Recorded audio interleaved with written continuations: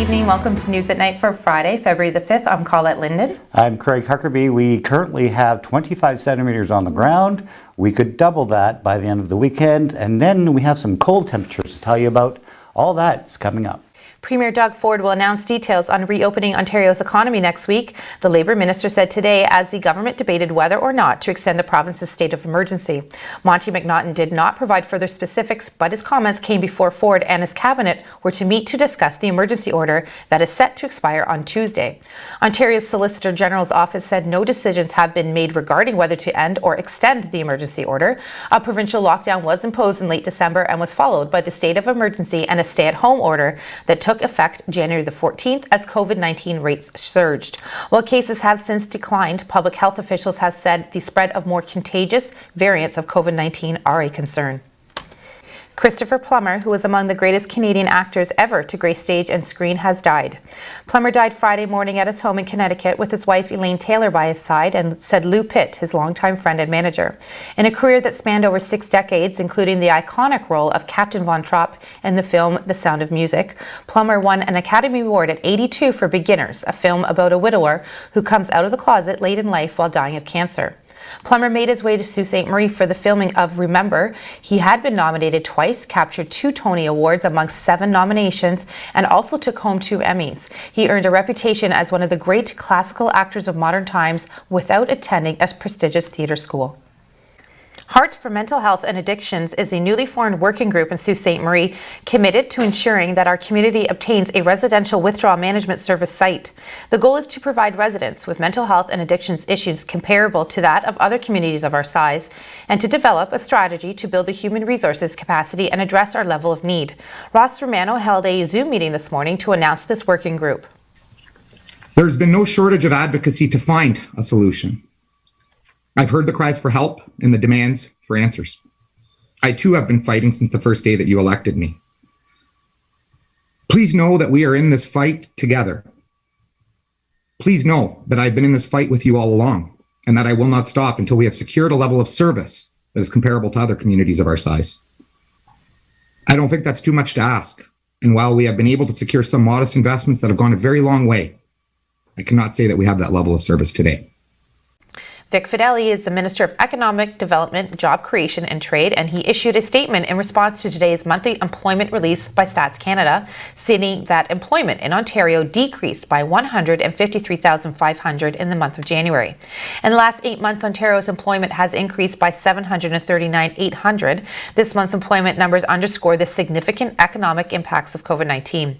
These numbers serve as a stark reminder that behind every economic statistic is a family, a worker, or a business, and the work that lies ahead of us to reach a full economic recovery. Eligible small businesses dealing with unexpected costs of personal protective equipment can apply for one-time grants of up to $1,000 through Ontario's Main Street Relief Grant. In addition, the government is also providing $600 million for property tax and energy cost rebates to support businesses required to close or significantly reduce services because of public health restrictions. Just as we expected, snow squalls have now developed on the eastern shores of Lake Superior. Widespread accumulation is expected this afternoon and into the evening, where the squalls could intensify for several hours before tapering off on Saturday. The snow squall warning is in effect for Agawa, Lake Superior Park, Sault Ste. Marie, St. Joseph Island, Searchmont, Montreal River, and Batchewana Bay. Under the snow squall bans, visibility will be significantly reduced due to the heavy snow, combined with blowing snow, and will quickly accumulate. Snow squalls are likely to move in by mid-afternoon and continue throughout Saturday. Local snowfall accumulations of 15 to 30 centimeters are expected in these snow squalls. Areas near Montreal River and Batchewana Bay could possibly reach 40 centimeters. The combination of strong and gusty winds reaching up to 60 kilometers per hour and heavy snow at times will result in a significant reduction in visibility and local blowing snow. Prepare for quickly changing and deteriorating travel conditions, and visibility will be suddenly reduced to near zero at times in heavy snow and blowing snow. If visibility is reduced while driving, turn on your lights and maintain a safe following distance. If visibility is reduced while driving, slow down, watch for taillights ahead, and be prepared to stop. Hi again, everyone. Well, I pretty much know what we're going to be doing all this weekend, digging out from all this snow, but take it easy because we do have some major snow coming tonight and this weekend, and then we have some cold temperatures to deal with. I'll get into all of that coming up.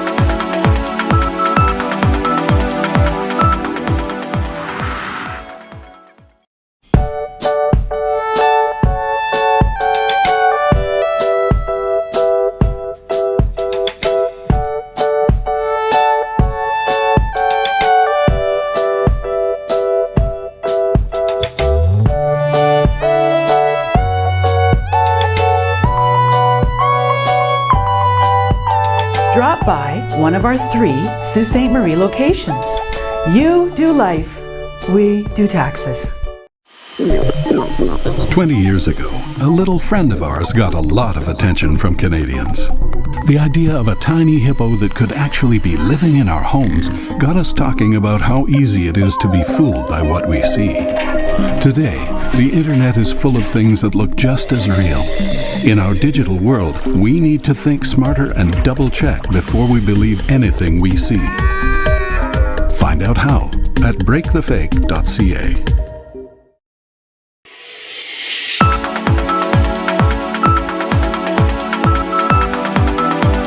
Hi again, everyone. Well, let's take a look at what we have in store for tonight. We're going to start off with some watches and warnings. We'll take a look at the Environment Canada board here. And of course, we're all under the red here, and that's a snow squall warning. Could see 30 centimeters additional on top of what we've already seen, and even more to the north of the Sault. So definitely a snowy night and a snowy weekend coming up. We'll take a look at the what we have in store for tonight here in the Sault. Again, temperatures already on their way down. We're going to settle down to about -12. Could feel a little colder with some wind out there. But snow squalls are definitely in the forecast for tonight.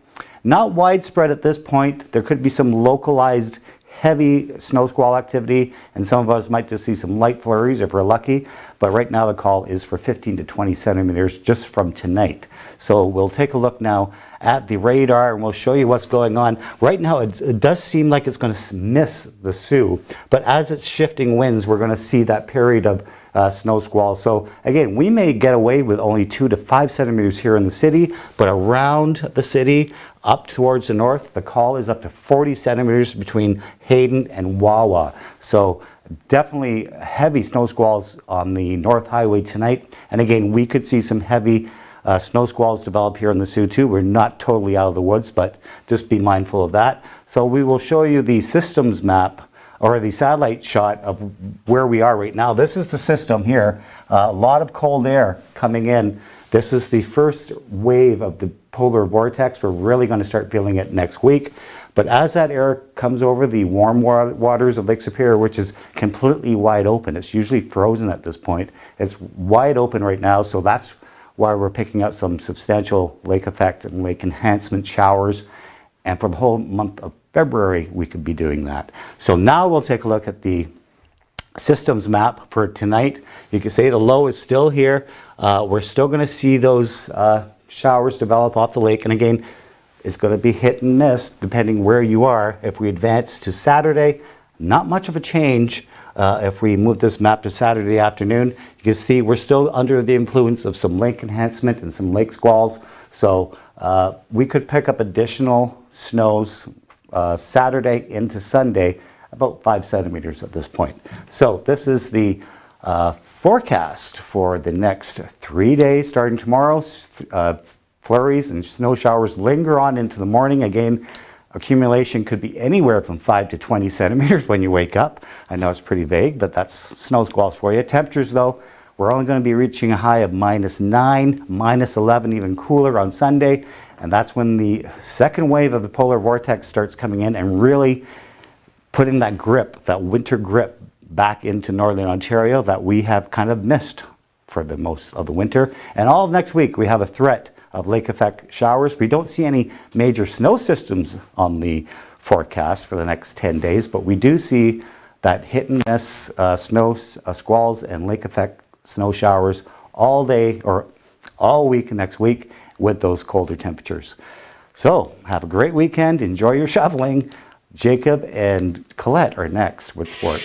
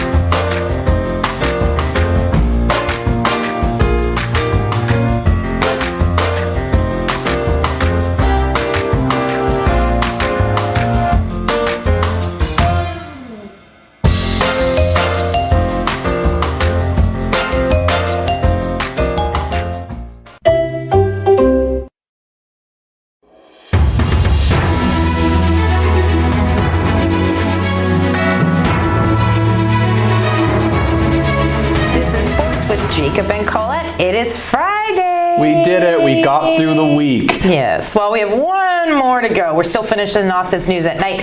But as you can see in the background, we have Mahomes and Brady. And we are going to be dedicating this sports section to Super Bowl Sunday. Now, quickly though, before we get to Super Bowl, I want to touch on the Leafs because you know me, Leaf fan. Well, you're a Leaf fan. We're all Leaf fans. Yeah, if you're not a Leaf fan, turn the TV off. Don't actually. But Toronto Maple Leafs won 7-3 last night with veteran center, who we know has that funny little laugh, popped in 3 goals in a 7-3 victory. First hat trick since 2016. Jason Spezza. And he's had 8 hat tricks against 8 different teams. I know, since 2016. Which is, that's insane. That is insane. And Matthews got another 2. 2 goals. Batan, and 1 assist in his first game back in the lineup. Travis Boyd, 2 assists. Morgan Riley, 2 assists. Johnny T got the other one. Johnny T got a nice goal. The team looked really good last night. Yes, they did. So go Leafs go. We bleed blue and white. But let's go over to Super Bowl Sunday.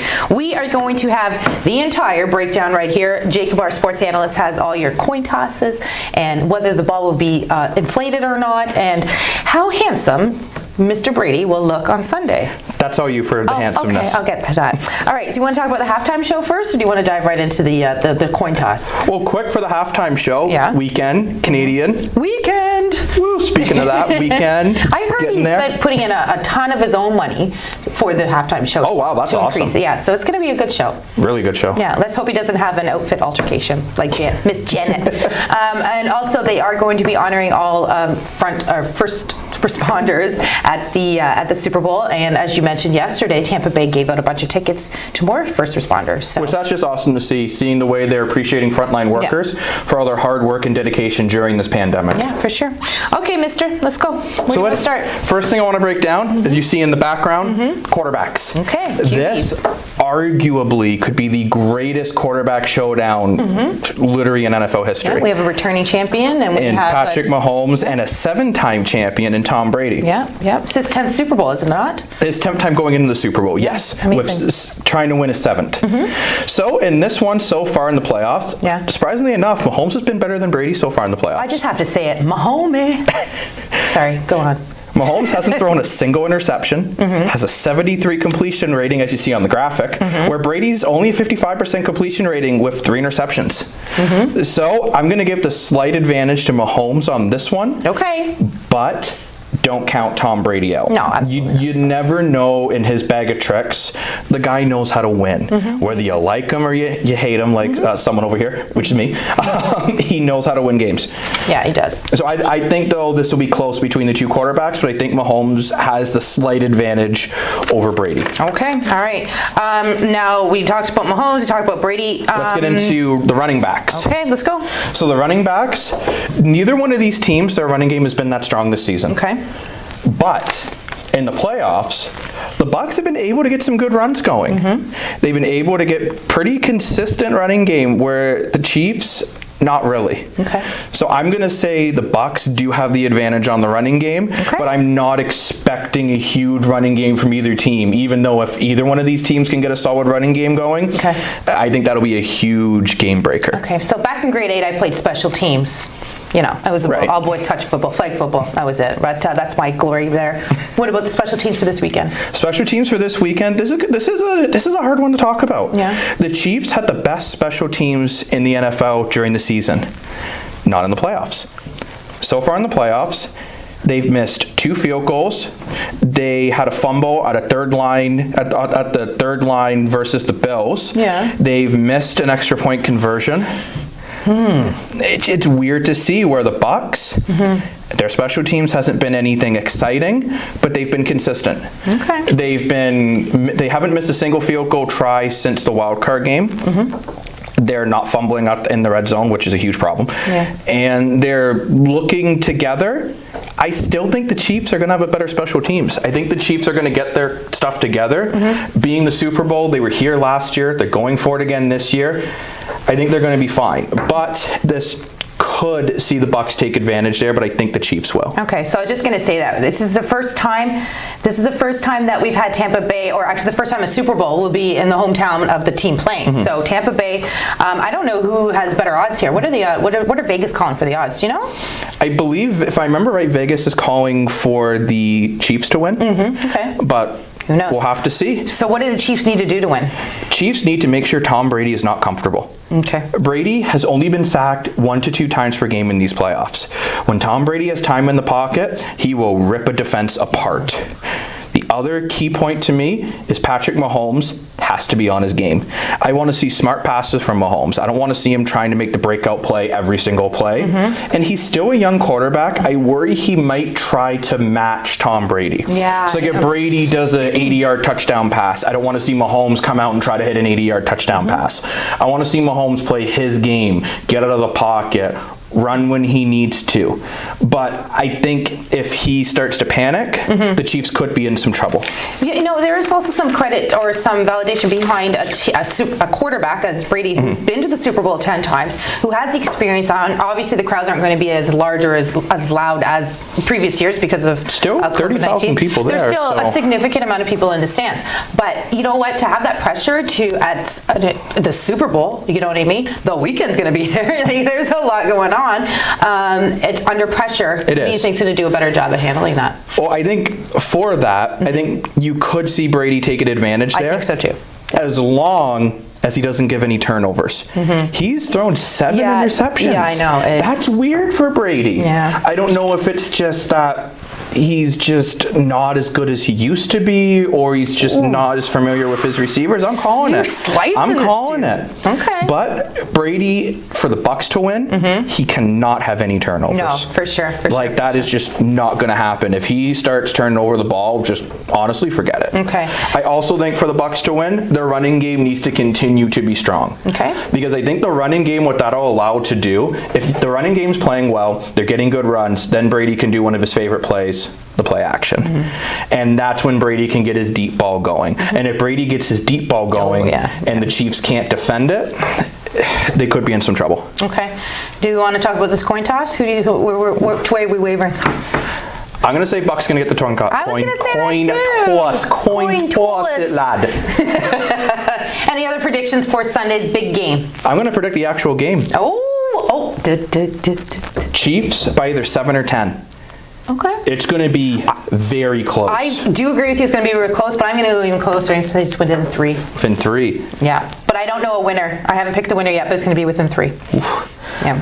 Well, we're going to find out on Sunday. Yes, but we will. Colette, I think you're going to do some news. I do, but wait, I have one more question. What are you going to eat on Sunday? Like, come on, Super Bowl Sunday. We got wings. some chili wings. Can't go wrong with chicken wings. Can't go wrong with chicken wings. No, you can't, chicken wing. What else do you need to say before we wrap it up and I get back to the news? Well, I think that's it for sports. Okay. But we'll be right back as Colette has more news right after this.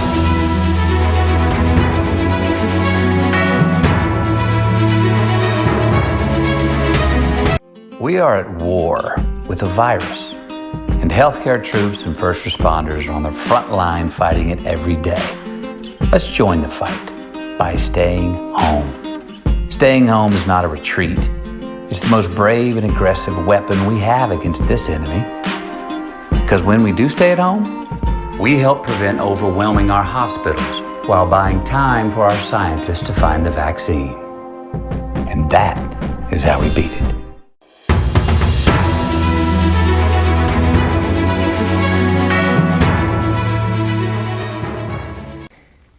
On Thursday, February the 4th, Sioux Online posted a story regarding a heavy police presence on Albert Street West. In a media release issued today, police services released details that 27-year-old Corey Cloucher, 51-year-old Joanne Zapla, 30-year-old Candace Grassi, 33-year-old Patrick Robinson, 49-year-old Mildred White, and 39-year-old Ryan Yeats were all arrested on several charges. Police first executed a search warrant in the 600 block of Albert Street West in the early evening of February the 4th. Upon entering the residence, officers located the 6 accused inside and they were all arrested. A subsequent search of the residence located 3.36 grams of suspected fentanyl, 52.9 grams of suspected methamphetamine, 5.74 grams of suspected cocaine, 0.22 grams of crack cocaine, 52 oxycodone pills, a 12-gauge shotgun and ammunition, a .22 caliber ammunition, a flick knife, pepper spray, starter pistols, and $240 in Canadian currency. The estimated street value of the narcotics seized is $7,826. In addition to the listed criminal charges, all 6 of the accused were issued provincial offense notices for breaching the Emergency Management and Civil Protections Act. Ontario says it is updating its pandemic regulations to allow pet groomers to reopen for certain services. The Solicitor General's office says groomers can reopen to provide services necessary to prevent foreseeable and reasonably imminent veterinary care. Groomers can also provide services if an order has been issued to a pet owner under the province's Animal Welfare Act. The services must be by appointment only, through curbside pickup, and groomers are only permitted to take one animal at a time. Pet grooming businesses were ordered closed when a provincial lockdown took effect in late December. The province has said, however, that pet grooming was allowed when required for an animal's health, and said a vet could provide those services. The Greater Toronto and Hamilton area mayors and chairs had asked the government to clarify the rules. A study done of COVID-19 shows the federal government has led the way on spending. The Canadian Centre for Policy Alternatives says between federal and provincial spending, there has been $374 billion in direct spending on pandemic relief. They break it down as 92% of every dollar came from the federal government, with the rest coming from provinces as of December 31st, 2020.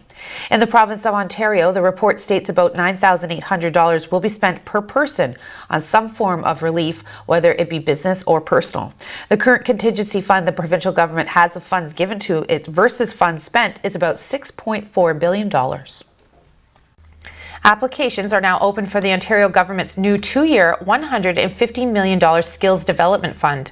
The fund, which will support workers and apprentices, is specifically designed to address the challenges brought on by COVID-19 and help reduce obstacles to hiring, training, and retraining while preparing workers for the province's economic recovery. Applicants, including employers, apprenticeship training delivery agents, unions, post-secondary institutions, community organizations, and others, can now submit proposals beginning today until February the 28th. Okay, Craig, we had a lot of snow. We have some more coming. Compared to other years, how are we looking? Well, last year we picked up 89 centimeters for the whole month of February. Okay. By the end of this weekend, there's a potential that we'll have 40 to 50 centimeters on the ground. So, and that's just the first week in February. Okay. So we're well on mark to exceed last year's February total. So. Okay, well, with Valentine's Day, I guess we're going to have to heat things up somehow, eh? For sure. Thanks for joining us on Friday, February the 5th. For Craig and Colette, have a great weekend.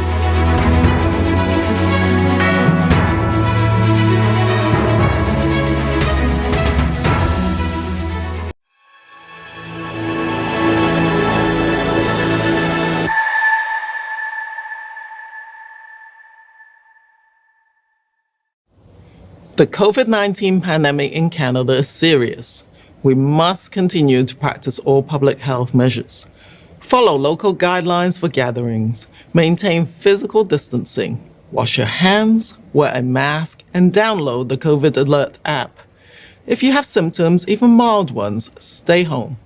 Protect yourself and others. We've come too far to stop now. A message from the Government of Canada.